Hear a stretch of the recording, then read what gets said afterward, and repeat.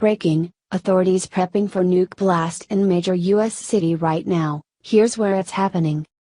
As tensions in several countries continue to rise against America, without any of our enemies backing down, word of secret operation right here in the homeland has just come out. We know our adversaries have nuke bombs and now are aware of a threat to use them in two major U.S. cities that has authorities preparing to beat them to the blast with what's underway right now. Although it's hard to take North Korea's whiny dictator seriously, it would be foolish not to secure certain states before it's potentially too late. Kim Jong-un continues to threaten the U.S., saying he's ready and willing to unleash hell, and now some theorists believe they have found evidence that suggests America's focus should be on our homeland and not in North Korea. An alert was reportedly issued over the weekend regarding Operation Gotham Shield. As the name suggests, the preparations are underway in New York, aka Gotham City, and also covers all of New Jersey as well. The government exercise is an improvised nuclear detonation incident, the Daily Mail reports. However, that's not all that was revealed, which has residents rightfully on edge. The happening to end all happenings will take place in 6 days, an anonymous user posted about Operation Gotham Shield on an online thread on Thursday, where details of the exercise were revealed. Although this is said to be just a simulation, some thinks it could become something worse.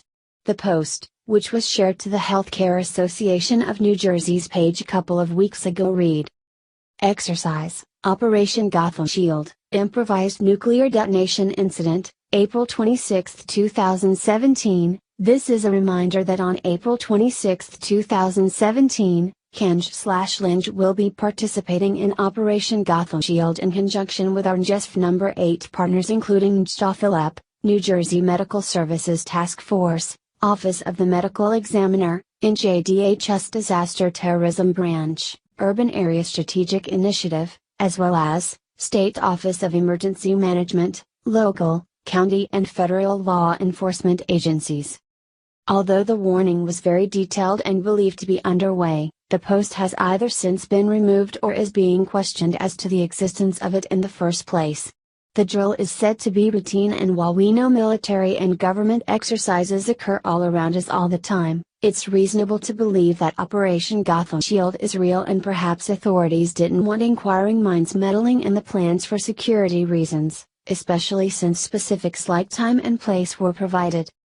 On Tuesday, April 25, 2017, at 08:00 the Gotham Shield exercise will take place at MetLife Stadium in East Rutherford, NJ. Tyson Morey, ERHC Helicopter Emergency Response Program, HERP, coordinator, shared in the announcement, according to the Daily Mail's report.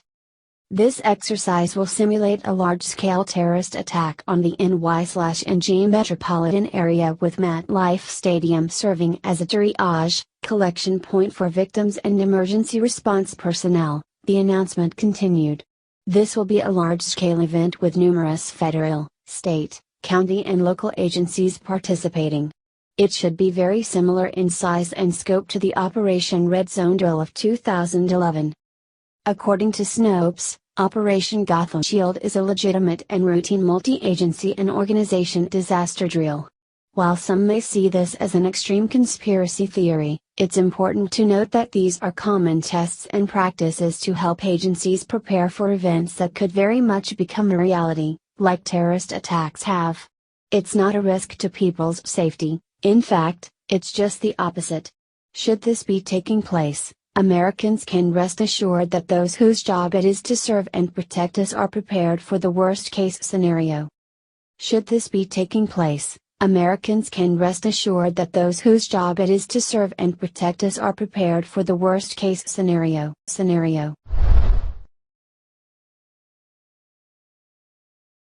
Breaking: North Korea just issued sinister threat to U.S. Navy, now an emergency Senate meeting is underway. Kim Jong-un is absolutely nuts, and I don't think anyone will argue with me on that. It seems that this madman is doing his best to push the entire world into nuclear war.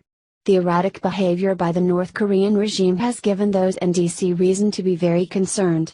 Now, those concerns have only been grown after North Korea's latest threat to the U.S. Navy. Yesterday, North Korea further escalated tensions with the United States. Instead of North Korea heeding President Trump's warnings to stand down, Kim Jong-un only upped the ante. According to a Reuters report, North Korea said that they would sink President Trump's armada if they felt threatened. Trump ordered that the USS Carl Vinson carrier strike group sail to the Korean peninsula in response to the growing tensions. Which seems pretty logical to me considering that Kim Jong-un has been letting off missiles into the Sea of Japan. Our revolutionary forces are combat ready to sink a U.S. nuclear-powered aircraft carrier with a single strike, the Rodong Sinmun, the newspaper of the North's ruling Workers' Party, said in a commentary. The paper likened the aircraft carrier to a gross animal and said a strike on it would be an actual example to show our military's force. The commentary was carried on page 3 of the newspaper, after a 2-page feature about leader Kim Jong-un inspecting a pig farm. After these threats were discovered, President Trump made an unprecedented move. He called the Senate to the White House to be briefed on the tensions. The briefing is so that all 100 members of the Senate are aware of the North Korean situation. According to Fox News, Secretary of State Rex Tillerson, Secretary of Defense Jim Mattis, Chairman of the Joint Chiefs of Staff General Joseph Dunford and Director of National Intelligence Dan Coats plan to provide the update to lawmakers. It is rare for the entire Senate to be invited to such a briefing. Spicer clarified that while the event will take place on the White House campus, it is technically a Senate briefing and Majority Leader Mitch McConnell, RK, is the one who convened it. The briefing, first reported by Reuters, was confirmed after President Trump earlier spoke to the leaders of both China and Japan. Trump spoke by phone with Chinese President Xi Jinping and Japanese Prime Minister Shinzo Abe. Xi told Trump that China strongly opposed North Korea's nuclear weapons program and hoped all parties will exercise restraint and avoid aggravating the situation, according to Chinese broadcaster CCTV. Trump hopes China could increase pressure on its isolated ally instead of using military options or trying to overthrow Kim Jong-un's regime. Trump and Abe agreed to urge North Korea to refrain from provocative actions. Meanwhile, U.S. commercial satellite images indicated increased activity around North Korea's nuclear test site, while Kim has said that the country's preparation for an ICBM launch is in its final stage. South Korea's defense ministry has said the North appears ready to conduct such strategic provocations at any time. South Korean acting Prime Minister Hwang Kyo-ahn has instructed his military to strengthen its immediate response posture in case North Korea does something significant on the April 25th anniversary of its military. North Korea often marks significant dates by displaying military capability. President Trump spoke with President Xi Jinping and Japanese Prime Minister Shinzo Abe over the phone. China's president is completely against North Korea's weapons and hopes all parties will exercise restraint and avoid aggravating the situation, according to Chinese broadcaster CCTV. Well, no one is wanting to aggravate the situation, but how do you reason with a madman? Kim Jong-un is continually poking the bear and is the only one escalating the tensions. By Kim Jong-un threatening to blow up Trump's armada, what else can we do? This little crap stain is out of control and it proves that President Trump's strong stance is the right way. These sorts of people only respect strength and resolve. If Trump backs off now, that will give Kim Jong-un more reason to cause problems with the world. I just hope that in this tense game of chicken, North Korea backs down first. What do you think about North Korea's response to Trump? Let us know in the comments below. Breaking: Trump just launched another airstrike, here's the top guy he just blew to smithereens. Muslim terrorists around the globe are finding dealing with the Trump presidency increasingly difficult to handle.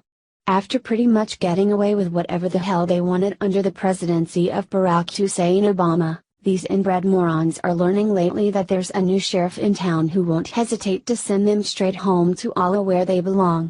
Shortly after bombing the absolute percent carried and out of ISIS several weeks ago, Trump is at it again. But this time, he's taken out someone extremely important to the Taliban, and their entire force is in mourning as news hit over the weekend. a Taliban shadow governor by the name of Ww3 had been making quite a lot of trouble in the Kunduz province of Afghanistan in recent years, forcing locals there to live underneath his iron fist. The Taliban's top official was responsible for the deaths of many Americans since 2011, where he used his compound to conduct terrorism operations through the large group of insurgents that he commanded. But despite being the Baghdadi jihadist in the area, his power would still not be able to save his life when badass American troops came calling. In a report just released, the Pentagon confirms that President Trump's latest airstrike devastated Taliban forces, taking out their commander Ww3 in the process.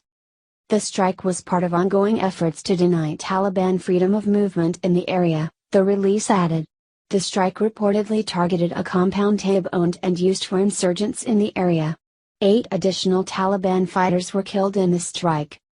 Ww3 had been on our military's target for quite some time, but under Obama, Taib's death never came. The UK Guardian reveals how these shadow governors act behind the scenes, directing activities of Taliban insurgents in each province, where their power in southern Afghanistan is getting out of control.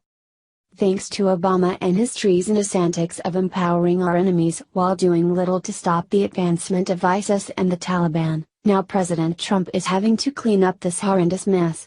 Thank goodness that we finally have a president who is on America's side, however, and will not stop until these vermin are eradicated off the face of the planet. The UK Guardian has more details on the airstrike. The Pentagon said on Saturday Ww3, a Taliban shadow governor in Afghanistan who evaded coalition forces for 6 years, has been killed. In a statement, U.S. forces in Afghanistan said Taib was killed in a 17th of April airstrike in the Archi district of Kunduz province. The strike was part of ongoing efforts to deny Taliban freedom of movement in the area, the forces said, adding that the attack targeted a compound Taib owned and used for insurgents in the area. Taib, the military said, had been a target of interest since 2011 and was directly responsible for deaths of U.S. service members in Afghanistan. So-called shadow governors direct Taliban insurgents throughout Afghanistan's 34 provinces. They rule more directly in regions where Kabul lacks control, for instance in southern areas where the Taliban harvests and sells opium. The Taliban announced the deaths of 2 other shadow governors earlier this year, killed in separate strikes. 8 additional Taliban fighters were killed in the 17th of April strike, the Pentagon said, and no other casualties or damage were associated with this strike. On Friday, more than 100 Afghan soldiers were killed by about 10 Taliban militants who disguised themselves as army personnel and infiltrated a base in a northern province. Suicide attackers had hidden bombs in fake casts and medical equipment, according to one official. Others were armed with automatic rifles.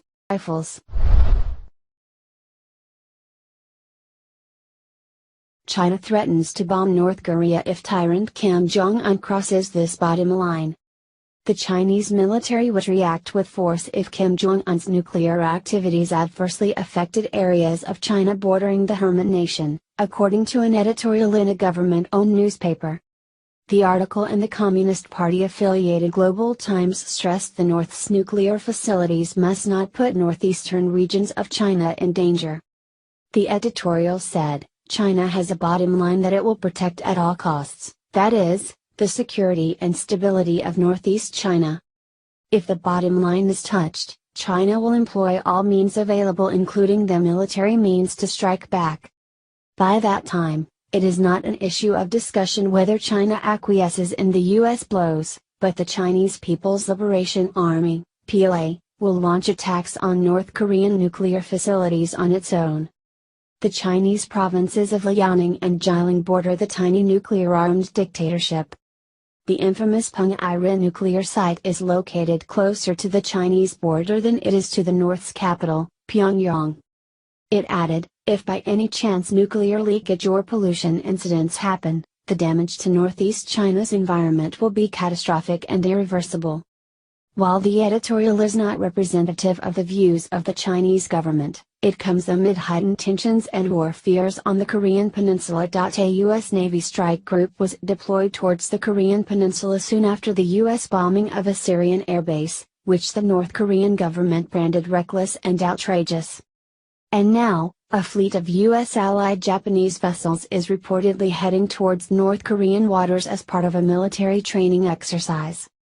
Experts earlier today warned North Korea could unleash a nuclear attack on Hawaii that compares to the power of bombs dropped on Hiroshima and Nagasaki during the Second World War.